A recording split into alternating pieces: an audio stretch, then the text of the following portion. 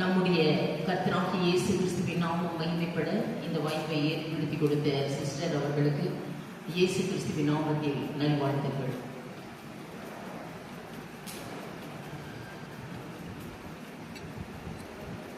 இன்றைக்கு நாம் தியானிக்கிற ஹெட்டிங் என்னவென்றால், தேவனாகிய கர்த்தர் நமக்கு இருளின் மேல் அதிகாரம் கொடுத்திருக்கிறார். மரண இருளின் மேல் தேவன் நமக்கு அதிகாரம் கொடுத்திருக்கிறார். பாருங்கள், இந்த இருள் என்பது மரணத்தை குறிக்கிறது. பைபிளை திறந்தவுடனே ஆதியாகமம் 1ஆம் அதிகாரம் 2ஆம் வசனத்திலே இந்த இருளை பற்றி குறிப்பிடப்பட்டிருக்கிறது. ஆழத்தின் மேல் இருள் இருந்தது. படியுங்கள். ஆதியாகமம் 1ஆம் அதிகாரம் 2ஆம் வசனத்திலே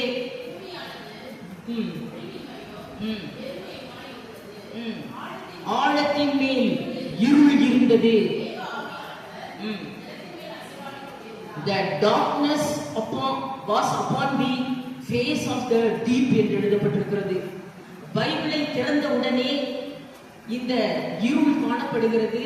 இந்த இருள் தான் மரண இருள் என்று சொல்லப்பட்டிருக்கிறது. பைபிளை திறந்தவுடனே இந்த மரண இருள் அங்கே காணப்படுகிறது. பூமியை இந்த மரண இருள் கவ்விக்கொண்டிருந்தது என்று நாம் பார்க்கிறோம். பாருங்கள், இருள் என்பது மரணம் என்று யோபு 16ஆம் அதிகாரம் 16ஆம் வசனத்தில் தெளிவாக குறிக்கப்பட்டிருக்கிறது. படிப்போம்.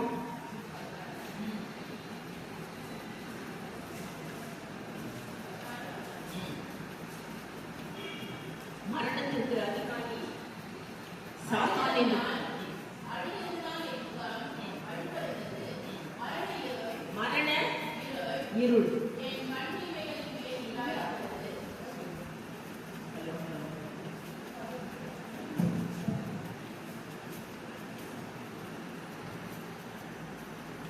யோபு சொல்லுகிறார், ஹலோ, மரண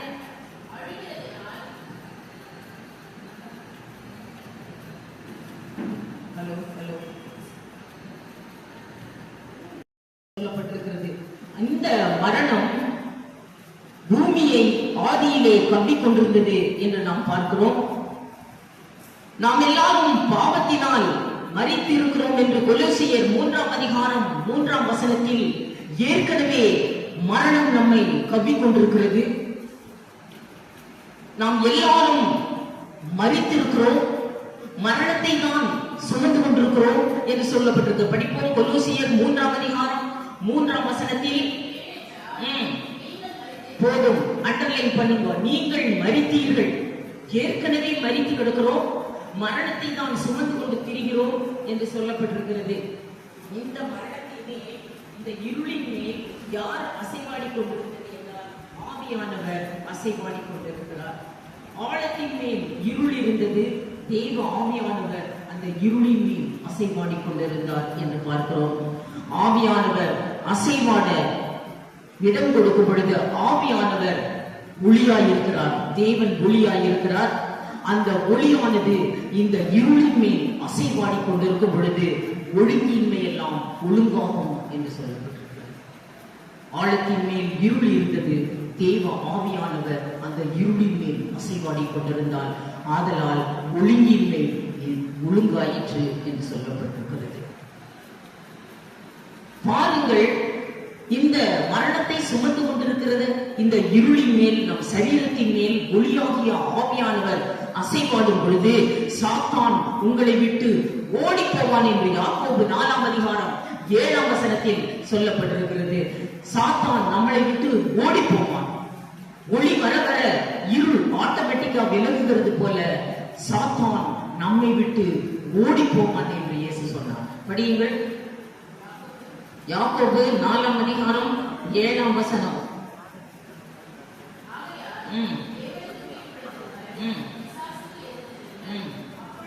அவன் உங்களை விட்டு ஓடி போவான். ரன்னிங் ரேஸ், நடந்து கூட போக மாட்டான். நம்மளை விட்டு என்ன செய்யறான்? ஓடியே போயிடுவான். அந்த இருள் விலகி போகும். ஆதலால் ஆவியானவராகிய ஒளி நம்மேல் அசைவாட இடம் கொடுக்கும் பொழுது நம் வாழ்க்கையிலே என்ன மாற்றங்கள் ஏற்படும் என்றால், இந்த உலகத்தில் ஏசாயா 51 அதிகாரம் 3 வசனத்தில் சொல்லப்பட்டவை நம் வாழ்க்கையில் இந்த உலகத்தில் நிறைவேறும். He will make her wilderness like Eden and her desert like the garden of the Lord.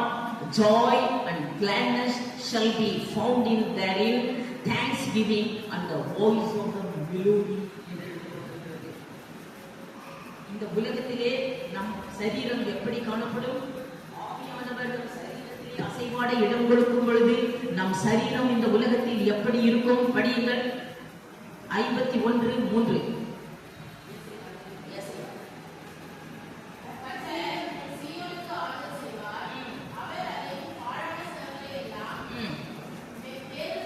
நம் பாழான ஸ்தலங்களை எல்லாம் தேறுதல் அடைய செய்து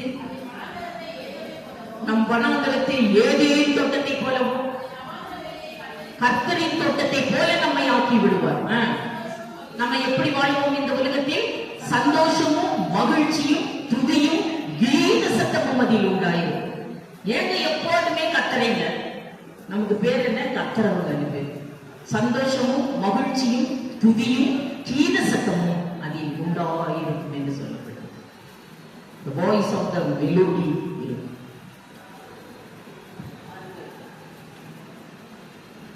ஆவியானவர் நம் வாழ்க்கையில் அசைவாட இடம் கொடுக்கும் பொழுது ஒரு 12 விதமான மாற்றங்கள் நம் வாழ்க்கையில் உருவாகும்.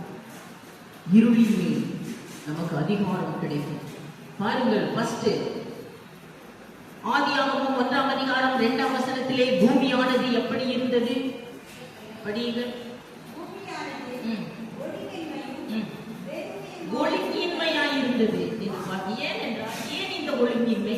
அழகாக உண்டாக்குனாரே, எவ்வளவு கஷ்டப்பட்டு இந்த பூமியை உருவாக்கினாரு. நல்லது என்று கண்டார், நல்லது என்று கண்டார், நல்லது என்று கண்டார் என்று ரொம்ப அழகாக ரொம்ப கஷ்டப்பட்டு இந்த பூமியை அழகாக உருவாக்கினாரே, ஏன் அது ஒழுங்கின்மையாய் போனது? ஏன் அது ஒழுங்கின்மையாய் போனது? பாருங்கள், அடுத்த வசனம். ஆழத்தின் மேல் இல்ல ஆழத்தின் மேல் இருள் இருந்தது. அந்த இருளதான் சாத்தான். இருள் இருந்ததினால் அது ஒழுங்கின்மையாய் போனது. அந்த ஒழுங்கின்மையின் மேல், அந்த இருளின் மேல் யார் அசைவாடினார்? தேவாவியானவர் அசைவாடி கொண்டிருக்கிறார். அதனால நம்ம ஒழுங்கின்மையாய் இருக்கிற நம்மளுடைய சரீரத்திலே ஆவியானவர் அசைவாடி இடம் கொடுக்கும் பொழுது ஒழுங்கின்மை எல்லாம் உருவாகும்.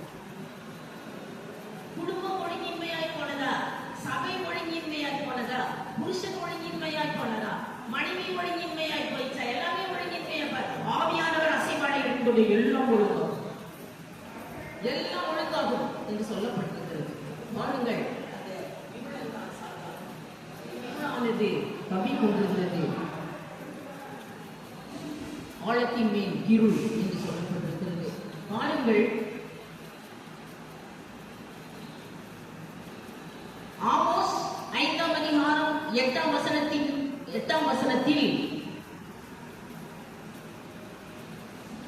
இருள், பாருங்கள், அந்த இருளின் மேல் ஆவியானவர் அசைவாடி கொண்டிருந்ததினால் ஒழுங்கின்மை ஒழுங்காகுகிறது என்று சொல்லப்பட்டிருக்கிறது. பாருங்கள், இந்த சாத்தானுடைய மிகப்பெரிய ஃபங்க்ஷன் என்ன தெரியுமா? மிகப்பெரிய வேலை இந்த உலகத்தில் என்ன தெரியுமா? எசேக்கியேல் 28 அதிகாரம் 18 வசனம். இதுதான் சாத்தானினுடைய மிகப்பெரிய வேலையாயிருக்கிறது. சாத்தானினுடைய மிகப்பெரிய ஃபங்க்ஷன் பாருங்கள், ஒழுங்கின்மை ஆக்குதல். ஒழுங்கு எல்லாம் ஏராளத்தினாலும் பரிசுத்த ஸ்தலத்தை பரிசுத்த குலைச்சலாக்குதல் சாத்தானின் மிகப்பெரிய வேலையாயிருக்கிறது. பரிசுத்த ஸ்தலத்தை பரிசுத்த குலைச்சலாக்க வேண்டும்.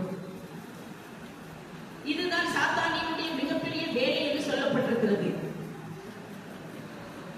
பாருங்கள், நமது பரிசுத்தவான்கள் ஆதி காலத்திலிருந்தே சாத்தானின் ஆழங்களில் நடக்கிற அனுபவத்தை கொண்டிருந்தார்கள். ஆழத்தில் நடக்கிற அனுபவம்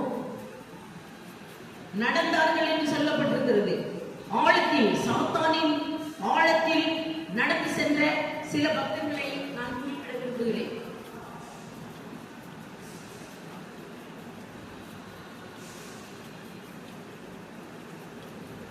ஆலயத்தின் மேல் இருள் இருந்தது. அந்த இருளிலே நடந்த சில பரிசுத்தவான்களை நான் குறிப்பிடப்பட்டிருக்கிறேன். முற்காலத்தில் சங்கீதம் 107 சங்கீதம் 6 வசனத்தை படிப்போம். நம் முற்பிதாக்கள் எல்லாம் சாத்தானின் ஆழங்களில் நடந்தார்கள், பயங்கர ஆபத்தில் அவர்கள் நடந்து சென்றார்கள். இதுதான் சாத்தானின் ஆழங்கள் என்று குறிப்பிடப்பட்டிருக்கிறது. படியுங்கள். சாத்தானின் ஆழத்தில் நடந்ததை அவர்கள் என்ன செய்தார்கள்? ஆபத்திலே கர்த்தரை நோக்கி கூப்பிட்டார்கள். அவர்கள் இக்கட்டுகளில் இருந்து அவர்களை நீங்களாக்கி ரட்சித்தார் என்று சொல்ல. ஆபத்து வந்துருச்சுன்னா கர்த்தரை நோக்கி தான் கூப்பிடுவார்கள், உடனே அவர் விடுவிப்பார் என்று சொல்லப்பட்டிருக்கிறது. 13 வசனம், தங்கள் ஆபத்திலே கர்த்தரை நோக்கி தான் கூப்பிடுவார்கள், அவர்கள் இக்கட்டுகளுக்கு அவர்களை நீங்களாக்கி ரட்சித்தார். 19 வசனம், தங்கள் ஆபத்திலே கர்த்தரை நோக்கி கூப்பிட்டார்கள், அவர்கள் இக்கட்டுகளுக்கு அவர்களை நீங்களாக்கி ரட்சி. 28 வசனம், தங்கள் ஆபத்திலே கர்த்தரை நோக்கி கூப்பிட்டார்கள், அவர்கள் இக்கட்டுகளுக்கு அவர்களை நீங்கள். ஆபத்து வந்துருச்சுன்னா கர்த்தரை நோக்கி கூப்பிடுகிறார்கள், அவர்கள் இக்கட்டுகளுக்கு எல்லாம் நீங்களாக்கி ரட்சித்தார். எரேமியா 14 அதிகாரம் 8 வசனத்தில் நம் தேவனாகிய கர்த்தருக்கு பட்ட பெயர் என்ன தெரியுமா? படிப்போம். பட்ட பெயர் ஆபத்து காலத்து ரட்சகனே. இதுதான் அவருடைய பட்ட பெயர். ஆபத்து வந்துருச்சுன்னா உடனே ரட்சிப்பார், அவர் ரட்சகர். 14:8 ஆபத்து காலத்து ரட்சகரே. இதுதான் இயேசுவோட பட்ட பெயர்,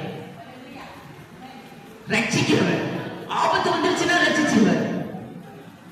இயேசு என்றால் ரட்சகர் என்றார். எல்லாம் அழகா பாட்டு பாடுறாங்க. இயேசு ரட்சகர் பெயரை சொன்னால் எதுவும் நடக்குமே, அவர் இதயத்தோடு கலந்து விட்டால் எல்லாம் கிடைக்குமே, எல்லாம் கிடைக்குமே. இயேசு ரட்சகர் பெயரை சொன்னால் எதுவும் நடக்குமே, அவர் இதயத்தோடு கலந்து விட்டால் எல்லாம் கிடைக்குமே, எல்லாம் அவர் ரட்சகர், ஆபத்து காலத்து ரட்சகரே. அதுதான் இயேசுவோட பட்டமை.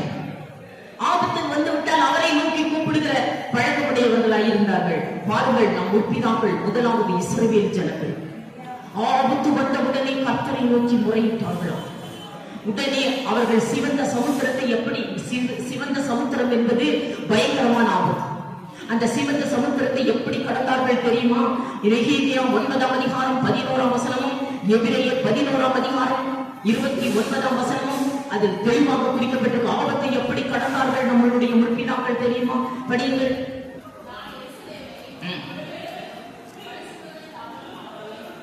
நெகேமியா 9 அதிகாரம் 11 வசனம்.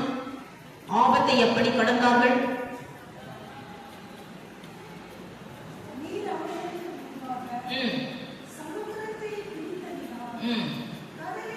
கடலின் நடுவே, பிரச்சனையின் நடுவே எப்படி கடந்தார்கள்?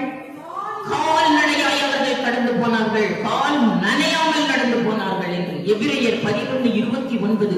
ஒரு சேதமும் இல்லாமல் நாம் ஆபத்தை கடந்து செல்வோம். எபிரேயர் 11:29. நம்முடைய இஸ்ரவேலர்கள், நம் முற்பிதாக்கள் அத்தனை பேரும் ஆபத்தை எந்த கால் நடையாய் வெட்டாந்தரையில் நடந்து போகிறது போல அவர்கள் ஆழங்களில் நடந்து போனார்கள். உயர்ந்த கரையில் நடந்து போகிறது போல அவர்கள் கடலின் ஆழத்தில் நடந்து போனார்கள் என்று சொல்லப்படுகிறது. நானும் 3 முறை ஐசியூ வார்டுக்கு போனேன். பயங்கர ஆபத்தை சாதாரணமா கடந்து சாதாரணமா வெளியே வந்துட்டேன். நம் முற்பிதாக்களை போல 3 முறை ஐசியூ வார்டு. திருப்பி வருவேன். ஆனா எப்படி கடந்து வந்தேன்? ஐசியூ வார்டில் இருந்து 10 நிமிஷத்துல என்ன நானே நடந்து நானே ஆட்டோ ஏறிட்டு வரேன். எல்லாம் பயந்து போனாங்க. 10 நிமிஷத்துக்கு முன்னால சேர்ல தள்ளிட்டு போறாங்க. ஆனா 10 நிமிஷம் கழிச்சு நானே நீயே போயிடுவியா? நானே ஐசி வார்டுல இருந்து நானே தான் வெளியே போனேன். வெளியே போய் ஆட்டோ பிடிச்சு நானே தான் வீட்டுக்கு வந்தேன். எப்படி நடந்து போவார்கள் தெரியுமா? ஆபத்தை வெட்டாந்தரையில் நடந்து போகிறது போல அவர்கள் ஆழங்களில் நடக்க பண்ணினார் என்று எழுதப்பட்டிருக்கிறது. உலர்ந்த தரையில். ஏசாயா 51:10. எல்லா பிரச்சனையிலும் நீ கடந்து போக உனக்கு வழி தெரியும். 51:10.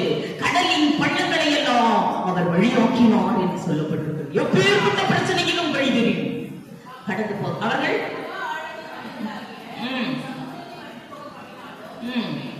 மீட்கப்பட்டவர்கள் கடந்து போக கடலின் பள்ளங்களை எல்லாம் வழியாக்கினார் என்று எழுதப்பட்டது. மீட்கப்பட்டவர்கள் தப்பி கடந்து போக கடலின் பள்ளங்களை எல்லாம் அவர் வழியாக்கி கொண்டிருந்தார். எப்பேற்பட்ட Israel went out of Egypt, the sea saw it and fled Jordan turned back என்று எழுதப்பட்டிருக்கிறது. பிரச்சனையை பார்த்து நாம தானே பயந்துட்டு ஓடிட்டு இருக்கிறோம். பிரச்சனை உன்னை பார்த்து ஓடிடுமா? படியுங்கள், நான் சொல்லல. 114 சங்கீதம் 1:3. பிரச்சனை உன்னை பார்த்துட்டு ஓடிடும். உன்னை பார்த்து ஓடுது. நம்ம என்ன பண்றோம்? பிரச்சனையை பார்த்துட்டு ஓடுறோம். ஆனா பைபிள் சொல்லுது பிரச்சனை உன்னை பார்த்துட்டு ஓடும். இஸ்ரவேல் எகிப்து தேசத்திலிருந்து புறப்பட்டு வரும்போது கடல் 3ஆம் வசனம்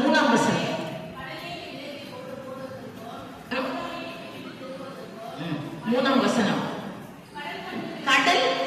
கடல் யாரையா கண்டுச்சு? இஸ்ரவேல் ஜனங்களை பார்த்த உடனே என்ன செஞ்சான்? விலகி ஓடிச்சு. அண்டர்லைன் பண்ணுங்க. The sea saw it and the sea Jordan turned back. பின்னாடி ஓடி போயிடுச்சு. யாரை பார்த்துட்டு? இஸ்ரவேல் ஜனங்கள் புறப்பட்டு வரும் பொழுது 114 சங்கீதம் 1:3 when Israel went out of the Egypt, the sea saw it. கடல் பார்த்துச்சான், உடனே பேக்ல ஓடிடுச்சு. உன்னை பார்க்கும் கொரோனா, நீ கொரோனாவை பார்த்து தானே ஓடுற, பிச்சு விட்டு ஓடுற. ஐயோ கொரோனா வீரியம் அதிகரிச்சிருச்சுன்னு சொன்னா சென்னையிலிருந்து எல்லாம் நாலா பக்கமும் எங்க சந்து கிடைக்குமோ பொந்து கிடைக்குமோ ஓடிடலான்னு ஓடுனாங்க. ஆனா நம்ம அப்படியே தான் உன்னைய கொரோனா பார்த்துட்டு அது ஓடிடும். இஸ்ரவேல் ஜனங்கள் புறப்பட்டு வரும் பொழுது சமுத்திரம் அவர்களை கண்டு விலகி ஓடிச்சு. யோர்தான் அவர்களை பார்த்து பின்னாடி ஓடிடுச்சு. அவ்வளவு பவர், அவ்வளவு பவர். பாருங்கள், விலகி கொள்ளை நோய் கொரோனா நம்மை பார்த்து விலகி ஓடும் என்று சொல்லப்பட்டிருக்கிறது. ஏனென்றால் இஸ்ரவேல் ஜனங்கள் ஆழத்திலே நடந்து சென்றார்கள். இதுதான் ஆழங்களில் நடக்கிற அனுபவம். பயங்கர ஆபத்துகளில், ஆழங்களில், ஐசியு வார்டுகளில் நாம் நடக்கிற அனுபவம். ஆழத்திலே மாட்டிக்கொண்டார்கள். ஆழத்தை பார்த்து 148 சங்கீதம் 7ஆம் வசனம் ஆபத்தை பார்த்து வேதம் என்ன சொல்லுது? ஆழத்தில் மாட்டிக்கொள்வீர்கள், ஆனால் நீங்கள் என்ன செய்ய வேண்டும் என்று சொல்லப்பட்டிருக்கிறது. படியுங்கள். ஆழங்களே கர்த்தரை துதியுங்கள். ஆழத்தில் மாட்டிக்கொண்டால் கர்த்தரை துதியுங்கள். ஆழங்களே கர்த்தரை துதியுங்கள் என்று சொல்லப்பட்டிருக்கிறது. 95ஆம் சங்கீதம் 4ஆம் வசனம் ஏன் ஆழங்களே கர்த்தரை துதியுங்கள், ஆழங்கள் பூமியின் ஆழங்கள் அவர் கையில் இருக்கிறது என்று எழுதப்பட்டது. பூமியின் ஆழங்கள் அவர் கையில் இருக்கிறது, ஆதலால் பயப்பட வேண்டாம். ஆழங்களே கர்த்தரை துதியுங்கள், ஆழத்தில் மாட்டிக்கொண்டவர்களே கர்த்தரை துதியுங்கள் என்று சொல்லப்பட்டிருக்கிறது. ஆழங்கள் அவர் கையில் இருக்கிறது என்று பாருங்கள். எத்தனை பேர் ஆபத்தில் மாட்டி ஜெயித்தார்கள் தெரியுமா? சொல்லவே முடியாதுன்னு சொல்லப்பட்டிருக்கிறது. பின்னும் நான் என்ன சொல்லுவேன்? எபிரேயர் 11ஆம் அதிகாரம் 32 வசனத்தை படிப்போம். இத்தனை பேரும் ஆழத்தில் மாட்டிக்கொண்டு விடுதலையானவர்கள். ஆழத்தில் மாட்டின நம்மளுடைய முற்பிதாக்கள். ஒரு சிலரை மாத்திரம் அங்கு குறிப்பிடப்பட்டிருக்கிறது. படியுங்கள். எபிரேயர் 11:32. எபிரேயர் 11:32.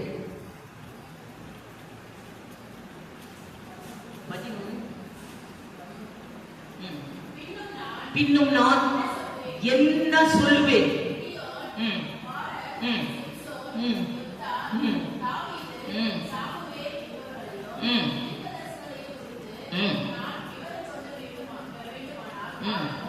காலமே போதாது, பின்னும் நான் என்ன சொல்லுவேன்?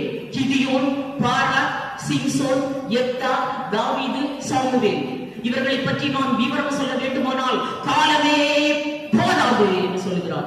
ஏனென்றால் அவர்கள் ஆழங்களை எப்படி கடந்தார்கள்? 32, 33, 34, 35 இவர்கள் ராஜ்யங்களை ஜெயித்தார்கள், சிங்கங்களின் வாய்களை அடைத்தார்கள், அக்கினியின் உக்கிரகத்தை அவித்தார்கள், பட்டய கருவுக்கு தப்பினார்கள், யுத்தத்தில் வல்லவர்களானார்கள், பலவீனத்தில் பலம் கொண்டார்கள், அந்நியரின் சேனையை முறியடித்தார்கள், ஸ்திரீகள் சாக கொடுத்தவர்களை உயிரோடு எழுந்திருக்க பெற்றார்கள்.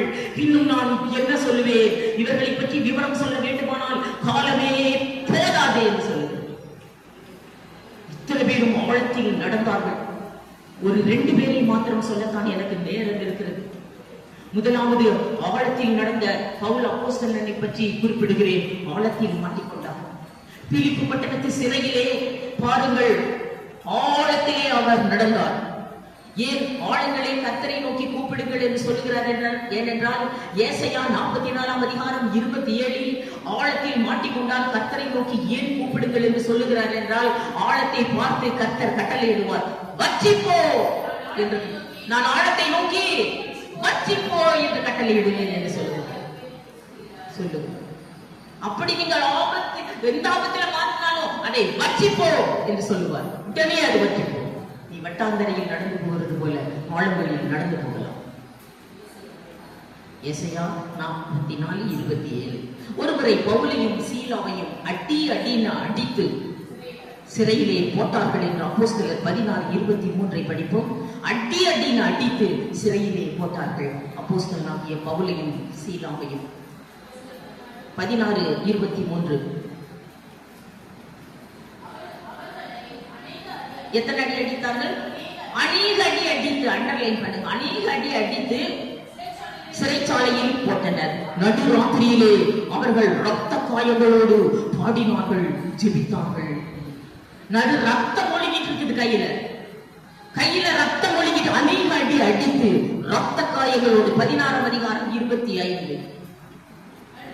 நடுராத்திரியிலே பவுலும் சீலாவும் ஜெபம் பண்ணி பாடினார்கள். ஜெபம் பாட்டு. நடுராத்திரியிலே பவுலும் சீலாவும் ரத்த காயங்களோடு, ரத்தம் ஒழுகிட்டு இருக்குது கையெல்லாம் கட்டிட்டாங்க, காலையும் கட்டிட்டாங்க, தொழுமரத்துல மாட்டிட்டாங்க. கையையும் காலையும் தொழுமரத்துல கட்டி விட்டுட்டாங்க. கையில ரத்தம் ஒழுகுது. அவர்கள் பாடினார்கள், தேவனை துதித்தார்கள், ஜெபித்தார்கள்.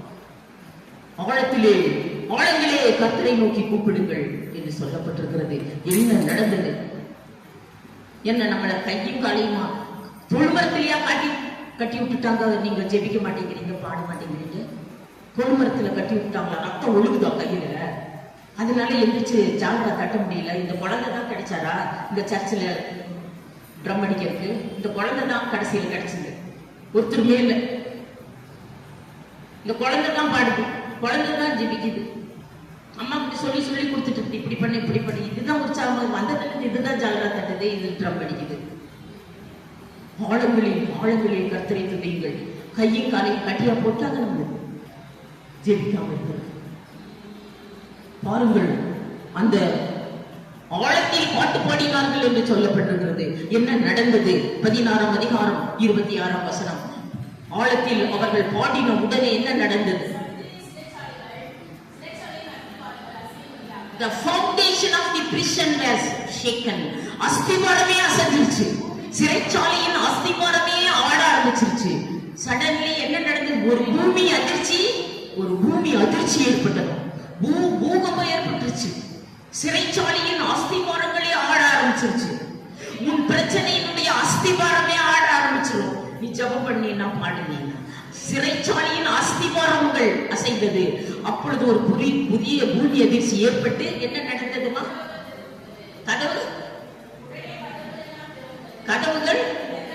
கதவுகள் திறந்ததுன்னா போட்டிருக்குது இல்லையே? நல்லா படி. கதவுகள் எல்லாம் திறவுண்டது, அதையே விட்டுட்டீங்க. எல்லா கதவும் திறந்துருச்சு. ஆகா, பவுலையும் சீலாவையும் அடைத்திருந்த கதவு மட்டும் திறந்து விட்டது என்றா போட்டிருக்கிறது. சிறைச்சாலையில் இருக்கிற அத்தனை கதவுகளும் திறவுண்டன, எல்லா கதவுகளும் திறவுண்டன. புழல் சிறையே திறந்துருச்சுன்னா அப்ப அத்தனை கைதியும் ஓடி போயிடுவாங்கல்ல. எல்லா கதவுகளும், அந்த எல்லாம் suddenly there was a great earthquake. The foundation of the prison were shaken. Immediately all the doors were opened and everyone chains were loosed. எல்லா கட்டுகளும் சிறைச்சாலையில ஒரு 50,000 தூக்கு தண்டனை கைதி, 50,000 தூக்கு தண்டனை கைதியும் கட்டுகளும் கலண்டு கீழே விழுந்துச்சு. அவர்களுடைய கதவுகள் எல்லாம் திறந்து கிடக்குது. பவுலும் சீலாவும் ஆழத்தில் நடக்கிற அனுபவம், ஆழத்தில் பாடுகிற பாட்டு. எல்லா கைதிகளும் என்ன செய்தார்கள்?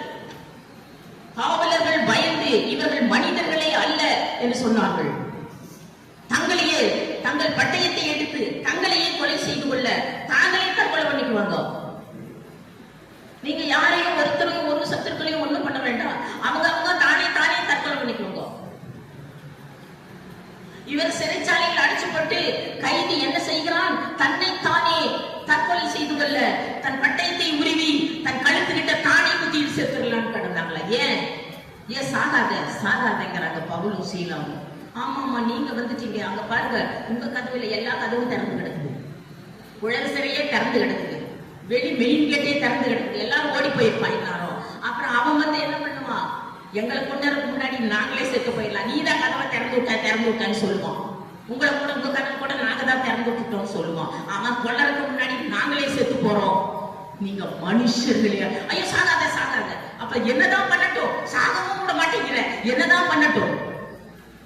என்னன்னு கூப்பிடுகிறார்கள்? 16ஆம் அதிகாரம் 30ஆம் வசனம். காவலர்கள் பவுலையும் சீலாவையும் என்னன்னு கூப்பிடுகிறார்கள்? வெளியே அழைத்து வந்து என்னன்னு கூப்பிடுறாங்க? ஆண்டவன்மாரே, நீங்க மனுஷர்களே இல்ல, கடவுள். ஆண்டவன் உன்னை அப்படிதான் சொல்றாங்களா எல்லாரும்? ஆண்டவன் இது வந்தாரு, ஆண்டவன் அப்படிதான் சொல்றாங்களா? இது அந்த சிஸ்டர் ஆண்டவன் மாதிரி போகுது பாரு. ஞாயிற்றுக்கிழமை ஆயிட்டா வெள்ளப்படம் கட்டிட்டு போகுது. ஏன் உன்னை ஆண்டவன் சொல்லல? பாருங்கள், ஆண்டவன் மாறே என்று அழைத்தார்கள். என்னதான் செய்யறது? அப்போஸ்தலர் 14:13 சிலர் பவுலையும் சீலாவையும் பார்த்து இவர்கள் தேவர்கள் என்று சொன்னாங்க. இவர்கள் மனிதர்கள் அல்ல, இவர்கள் தேவர்கள், மனித ரூபம் எடுத்து நம்மிடத்திலே வந்து தங்கி இருக்கிறார்கள் என்று சொன்னார். நம்மளை பார்த்து அப்படிதான் சொல்றாங்களா? இவர்கள் தேவர்கள் மனுஷனாட்டம் வந்து நம்ம கிட்ட வந்து தங்கிட்டு இருக்கிறாங்க, நம்ம சர்ச்சுக்கு வந்துட்டு போறாங்க. யாரு? தேவர்கள். படியுங்கள், என்ன சொன்னார்கள்? The gods have come down to us in the likeness of men என்று எழுதப்பட்டிருக்கிறது. இவர்கள் எல்லாம் எப்படி பவுலையும் சீலாவையும் எப்படி அழைத்தார்கள்? படியுமா? அப்போஸ்தலர் 14:11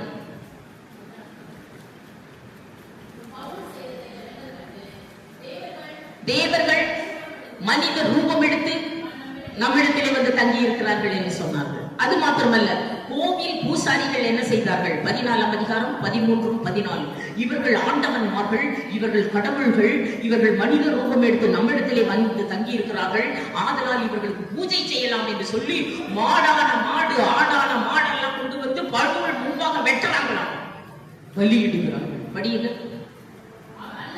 அல்லார்களும்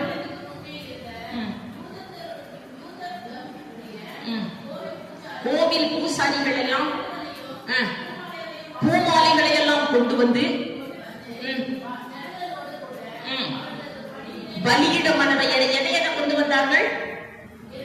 எருதுகள், ஆடு, மாடு எல்லாத்தையும் தூக்கிட்டு வந்துட்டாங்க, பூமாலைகளை எல்லாம் தூக்கிட்டு வந்துட்டாங்க. கோயில் பூசாரிய பவுல நிக்க வச்சு பலியிட மனதாயிரம் அத்தனை மாடு வந்துருச்சு எல்லாம். ஏன்னா இவங்க தேவர்கள், தேவர்கள் மனித ரூபம் எடுத்து நம்மிடத்திலே வந்து தங்கி இருக்கிறார்கள், ஆதலால் இவர்கள் கடவுள்களுக்கு பூஜை செய்யலாம் என்று சொன்ன பவுல் என்ன செய்யறார்? சட்டையை கிழிச்சுட்டு ஓடுறாரு. அதை நீங்க படிங்க. அப்படியே கிழிச்சுட்டு ஓடுறாரு பவுல். பலியிட மனதாயிருந்தார்கள். என்ன செய்தார்கள்? பவுலும் 14 படிமா. பவுலும் பர்னபாவும் இதை கேட்டபோது தங்கள் வஸ்திரங்களை கிழித்துக் கொண்டு ஓடினார்கள் என்று எழுது. ஐயோ, நாங்க கடவுள் இல்லை என்று சொன்னார். ஆபத்தில் 50ஆம் சங்கீதம் 15ஆம் வசனம், ஆபத்தில் என்னை நோக்கி கூப்பிடு, நான் உன்னை விடுவிப்பேன், நீ என்னை மகிமைப்படுத்திக் கொண்டே தெரிவாய் என்று சொன்னார். ஆபத்தில் என்னை நோக்கி கூப்பிடு, நான் உன்னை விடுவிப்பேன், நீ என்னை மகிமைப்படுத்திக் கொண்டே தெரிவாய். படியுங்கள். நான் உன்னை விடுவிப்பேன், நீ என்னை மகிமைப்படுத்துவாய் என்று கர்த்தர் சொன்னார்.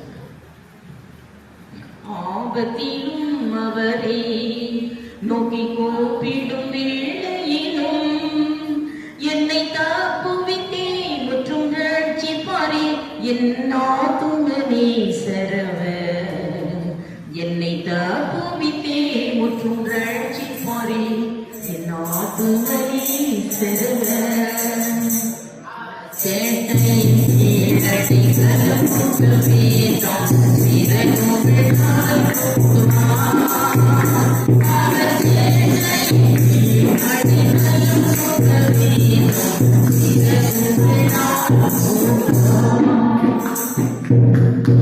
இரண்டாவதாக, ஏரோது ராஜாவின் சேவகர்கள் பேதுருவை பிடித்து என்ன செய்தார்கள்? 2 சங்கிலியில கட்டுனாங்க, 2 சங்கிலியில கைய கட்டுனாங்க, 2 சங்கிலியில காலை கட்டுனாங்க, தொழுமரத்துல மாட்டி விட்டுட்டாங்க பேதுருவை.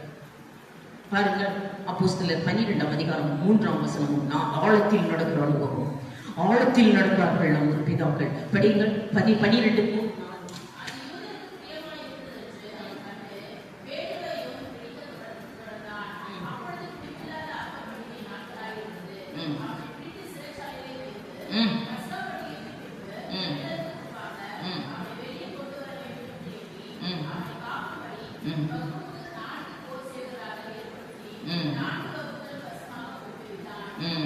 பாருங்கள், பேதுருவை சிறையிலே 2 சங்கிலியினால் காலை கட்டி 2 சங்கிலியினால் கையை கட்டி சிறையில் அடைத்து நாளைக்கு 11 மணிக்கு உங்களுக்கு தூக்கு தண்டனைன்னு சொல்லிட்டாங்க. என்ன நடந்தது தெரியுமா? ஆபத்தில் கர்த்தரை நோக்கி கூப்பிட்டார்கள். அப்போஸ்தலர் 12ஆம் அதிகாரம் 5ஆம் வசனம். 2 வகை ஜெபம் ஏறெடுக்கப்படுகிறது. 2 வகை ஜெபம். ஒன்று, சபையார் எல்லாரும் ஊக்கத்தோட பேதுருவுக்காய் ஜெபம் பண்ணினார்கள் என்று எழுதப்பட்டது. படிங்கள் 12. அண்டர்லைன் பண்ணுங்க. சபையார் எல்லாரும் பேதுருவுக்காக ஜெபம் பண்ணினார்கள். சபையார் எல்லாரும் ஒரு பக்கம் ஜெபம் பண்றாங்க, ஐயோ எங்க பேதுருவை பிடிச்சிட்டாங்க, ஆண்டவரே விடுதலை பண்ணணும். அடுத்தது, ஸ்திரீகள் எல்லாம் கூட்டிக்கொண்டாங்க. ஸ்திரீகள் மீட்டிங்க அலட்சியம் செய்யாதீர்கள். ஒன்லி ஸ்திரீகள் மட்டும் கூடி மரியாள் வீட்டிலே பெண்கள் கூடுகை நடந்தது. அந்த பெண்கள் கூடுகை எதற்காக? பேதுருவை வெளியே கொண்டு வர வேண்டும். 12 பெண்கள் கூடுகை. அதுல யார் யார் இருந்தார்கள்?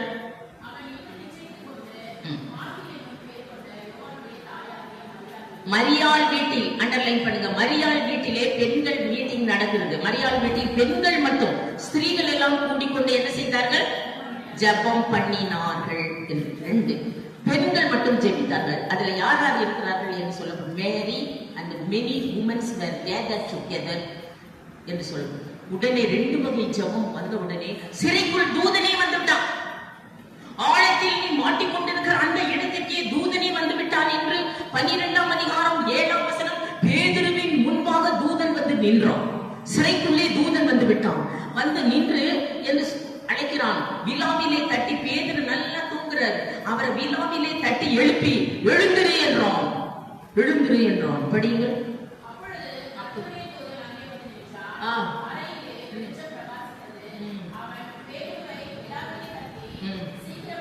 சீக்கிரமா எழுந்திரு, நாம் வெளியே போகலாம் என்று சொன்னான். உடனே அவன் எழுந்திருக்கும் போது அவன் கைகளிலே கட்டியிருந்த சங்கிலி தானாய் கலந்து விழுந்தது என்று தானா கட கட கட கட கடன் விழுது.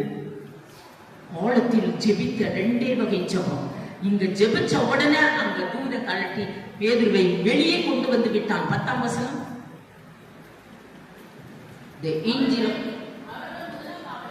அவர்கள் முதல் காவலை கடக்கிறார்கள். தூதனும் பேதுருவும் முதல் வாசப்படி இரும்பு கதவு, அதை கடக்கும் போது அது தானாய் திறகுதான். 2ஆம் காவலுக்கு வரும்போது அது தானாய் திறகுதான். 3ஆம் காவலுக்கு வரும்போது அது தானாய் திறக்கிறது. அப்புறம் மெயின் கேட் இரும்பு கதவட்டை வந்த போது அது தானாய் திறந்தது. எப்படிமா?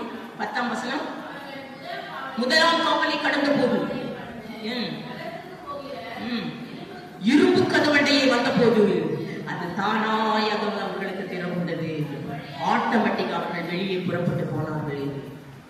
ஆட்டோமேட்டிக்கா திறக்கும், எல்லா கதவும் திறக்கும். போக போக நீ திறந்துகிட்டே போகும்.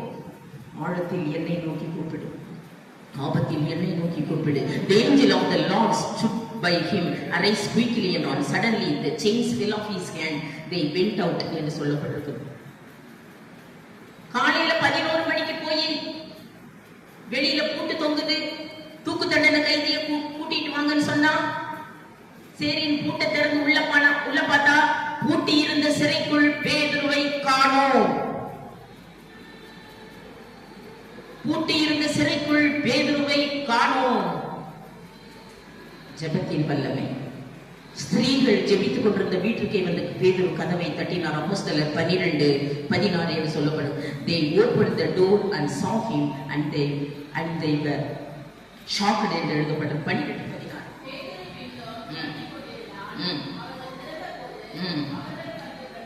பிரமித்தார். அவனை கண்டு பேதுருவை பார்த்து, கதவை திறந்தா பேதுரு நிற்கிறார். உடனே அவனை பார்த்து பிரமித்தார்கள்.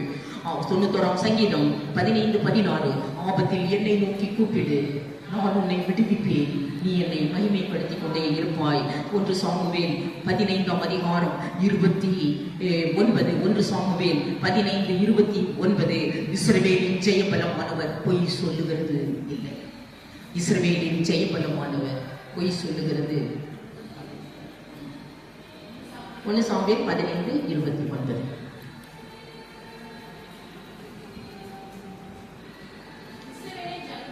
இஸ்ரவேலின் ஜெயபலமானவர் பொய் சொல்லுகிறது இல்லை.